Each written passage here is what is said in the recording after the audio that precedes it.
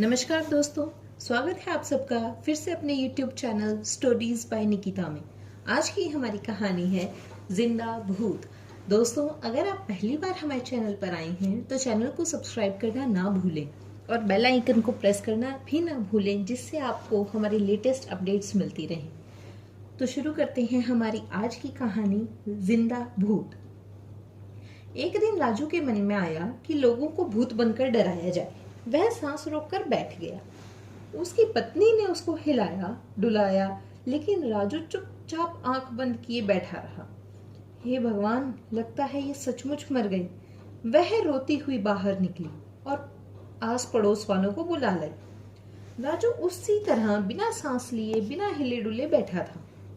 पड़ोसियों ने भी समझा कि राजू मर गया है, अब इसका दाह संस्कार करना चाहिए। वे बोले।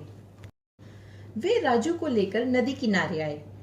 उसे लकड़ियों के ढेर पर लेटा दिया, फिर उसके ऊपर और लकड़ियां रख दी। राजू ने जब देखा कि पड़ोसी चिता में आग लगाने जा रहे हैं तो वह लकड़ियां फेंककर उठ खड़ा हुआ। जब पड़ोसियों ने राजू को इस तरह उठकर खड़ा होते देखा तो भूत भूत चिल्लाते हुए गांव की तरफ भागे। राजू उनके पीछे रुको रुको कहते हुए भागा। गांव पहुंचकर वे बोले, राजू मरकर भूत बन गया है और गांव की तरफ आ रहा है। इतना सुनना था कि सारे गांव वाले अपने घरों में घुस गए और दरवाजे बंद कर लिए। जब राजू गांव में पहुंचा तो वहां सन्नाटा छाया था।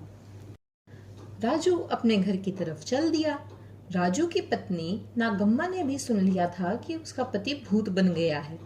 उसने भी जल्दी से घर का दरवाजा बंद करके कुंडा लगा लिया।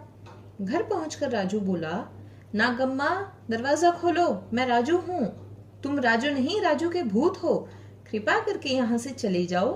मैं तुम्हारा बहुत अच्छी तरह से श्राद्ध कर दूंगी और ब्राह्मणों को भोजन भी करवाऊंगी। बस तुम यहाँ से चले जाओ। राजू दरवाजा खटखटाता रहा, पर नागम्मा ने दरवाजा नहीं खोला। अप्पा, अब मैं क्या करूं? मेरी पत्नी भी मेरा विश्वास नहीं कर रही है कि मैं भूत नहीं हूँ। राजू ने सारे दिन से कुछ नहीं खाया था। अब उसे बहुत जोर की भूख लगी थी। मुझे कौन भोजन देगा जब मेरी पत्नी भी मुझे भूत समझ रही है? वह चलते चलते गांव के मंदिर में पहुंचा। चलो यहीं रात काट लेता हूँ।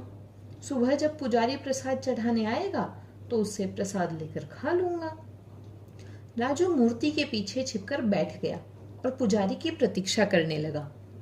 रात बीती, सुबह हुई। गांव वालों ने धीरे से दरवाजे खोले और बाहर झांका। राजू का भूत कहीं दिखाई नहीं दिया। सब लोग घरों से बाहर आ गए और अपने अपने काम धंधों में लग गए। पुजारी भी प्रसाद बनाने लगा। प्रसाद बनाया, बड़े बनाए, लड्डू बनाए।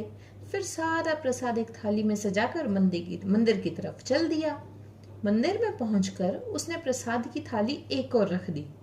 फिर कुएं से बाल्टी निकाली और मंदिर धोने लगा। तभी राजू मूर्ति के पीछे से निकला और बोला, स्वामी, आज आपने बड़ी देर कर दी। मैं कब से आपकी प्रतीक्षा कर रहा हूँ। इतना सुनना था कि पुजारी बाल्टी पकड़कर गांव की तरफ भागा। उसके पीछे पीछे राजू स्वामी स्वामी चिल्लाता हुआ भाग रहा था। गांव वालों ने जब राजू को पुजारी के पीछे आते देखा तो फिर से घरों में घुस गए और अपने अपने दरवाजे बंद कर लिए। राजू एक बार फिर अपने घर गया, लेकिन नागम्मा ने दरवाजा नहीं खोला। राजू मंदिर में लौट आया और पुजारी जो प्रसाद लाया था उसे खाकर अपनी भूख मिटाई। पेट भर जाने के बाद राजू ने अपनी तरफ देखा। उसकी वेष्टी फट गई थी, शरीर धूल मिट्टी से सना था, बाल बिखरे थे। लोग ठीक ही मुझे भूत समझते हैं, मेरी हालत तो देखो। वह बोला, सबसे पहले रमैया धोबी से साफ कपड़े मांगकर पहनना होगा। ऐसा सोचकर राजू नदी किनारे पहुंचा। रमैया धोबी अभी आया नहीं था। राजू कपड़े धोने की भट्टी में छिपकर बैठ गया। उस दिन राजा का कोतवाल घोड़े पर बैठकर गांव का निरीक्षण करने आया था।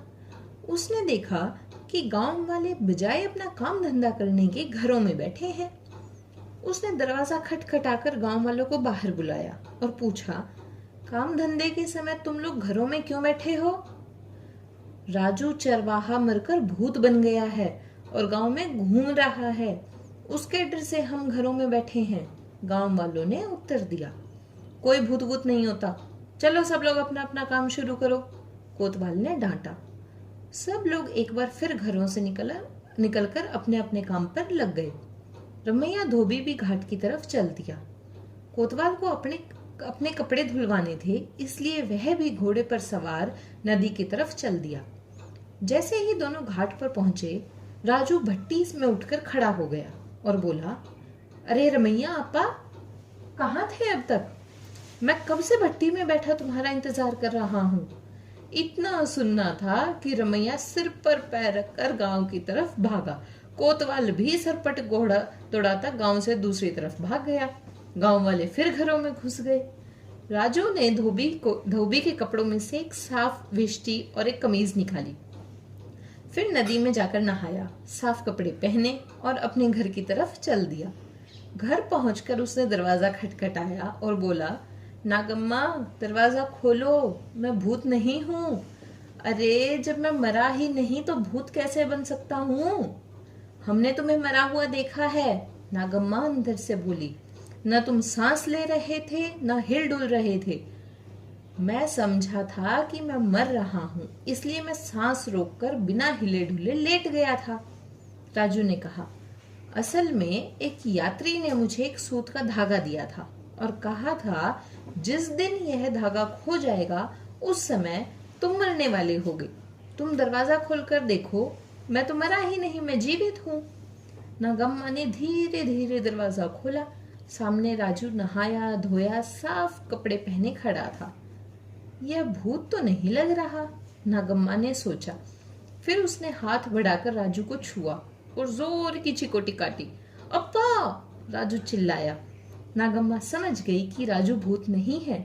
उसने जल्दी से दरवाजा खोलकर उसे अंदर कर लिया। उसे भर पेट खाना खिलाया। राजू खा पी कर सो गया। नागम्मा गांव की तरफ चल दी और सबको बताने के लिए कि वो राजू भूत नहीं है। तो कैसी लगी आपको आज की हमारी यह कहानी? अगर अच्छी लगी तो हमारे चैनल को सब्सक्राइब ज़रूर करें और वीडियो को लाइक और शेयर भी ज़रूर करें।